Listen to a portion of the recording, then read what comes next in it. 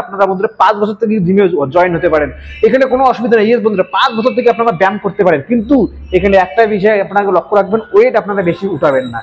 জয় হিন্দ বন্ধুরা, welcome back to my channel Bangla body fitness. তো বন্ধুরা এইখানে একটা কথা বলি বন্ধুরা, আজকে ভিডিও খুবই একটা ইম্পর্টেন্ট হতে চলেছে। তো ভিডিওটা দয়া করে শুরু থেকে লাস্ট পর্যন্ত দেখবেন।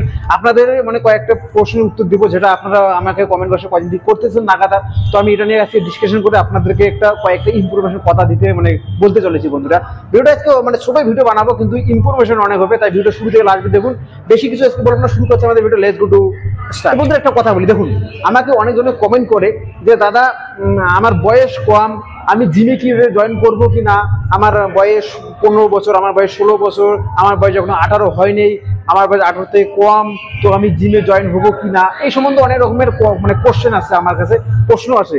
তো আমি একটা কথা বলি বন্ধুরা, জিমে আপনার বয়স যদি কমও হয়ে থাকে কোনো সমস্যা নাই। জিমে আপনারা বন্ধুরা 5 বছর থেকে জিমে জয়েন হতে পারেন, এখানে কোনো অসুবিধা নেই। ইয়েস বন্ধুরা 5 বছর থেকে আপনারা ব্যায়াম করতে পারেন, কিন্তু এখানে একটা বিষয় আপনাকে লক্ষ্য রাখবেন, ওয়েট আপনারা বেশি উঠাবেন না। ইয়েস বন্ধুরা আপনারা তাহলে 5 বছর 6 বছর আপনারা যতই বছর হোক না কেন আপনারা যে ব্যায়াম করতে পারেন, ব্যায়ামের কোনো একটা লিমিট বয়স নেই। কিন্তু মনে রাখবেন আপনারা কিন্তু স্বাভাবিক ওয়েটটা বেশি হেভি ওয়েট ওঠার দরকার নেই, নর্মালি যেটা ওয়েট ওঠানোর দরকার সেই ওয়েটটা উঠান। আর একটা কথা বলেছি, ওয়েট বেশি যখন উঠাবে না তখন আবার ইনজুরি হওয়ার চান্স থাকবে, প্লাস আপনার হাইটের একটু সমস্যা আসতে পারে। তো মনে রাখবেন হাইট বা ইনজুরি যাতে না হয়, জন্য ওয়েট একটু কম করে নিন, স্বাভাবিক নিন, আর নর্মাল ভাবে ওয়ার্কআউট করেন। যদি আপনার বয়স 18 বছর নয় হয়তো, তো নর্মাল ভাবে ওয়ার্কআউট করেন তো ভালো হবে।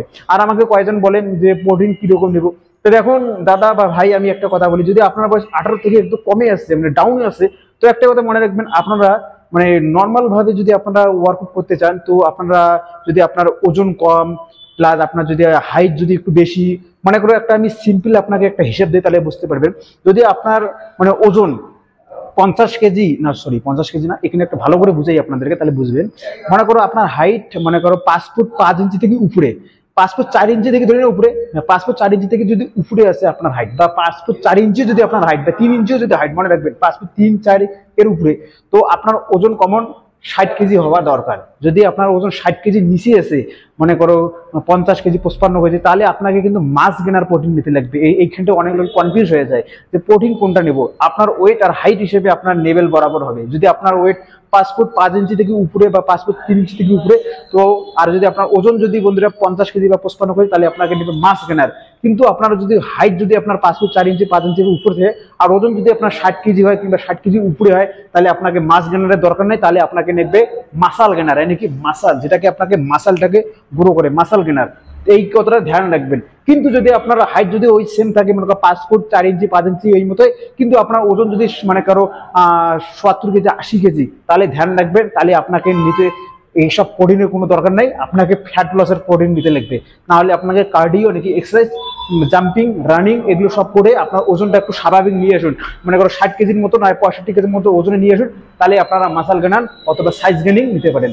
কিন্তু ধ্যান রাখবেন, ওজন যদি আপনার বেশি হয়ে যায়, ওভার মনে করো 60 কেজির উপরে, তো আপনাকে কখনোই মাস গেনার নেওয়া উচিত না। এই কথাটা ভালো করে ধ্যানে রাখবে। অনেক লোকে এই জায়গায় মিস্টেক করে, বিগেস্ট মিস্টেক নতুন ছেলেদের এটাই হয়।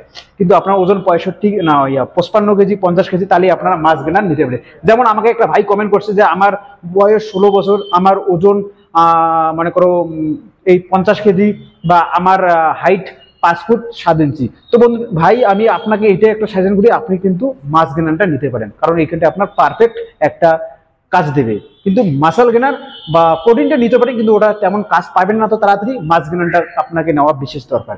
এই জায়গায় ধ্যান রাখবেন, আর এইভাবে ওয়ার্কআউটগুলো করেন, যাতে কোনো মিস্টেক না হয়, একদম বরাবর থাকে। আর কোথাও যদি বুঝতে ভুল হয়ে থাকে, তো অবশ্যই কমেন্ট বক্সে কমেন্ট করুন।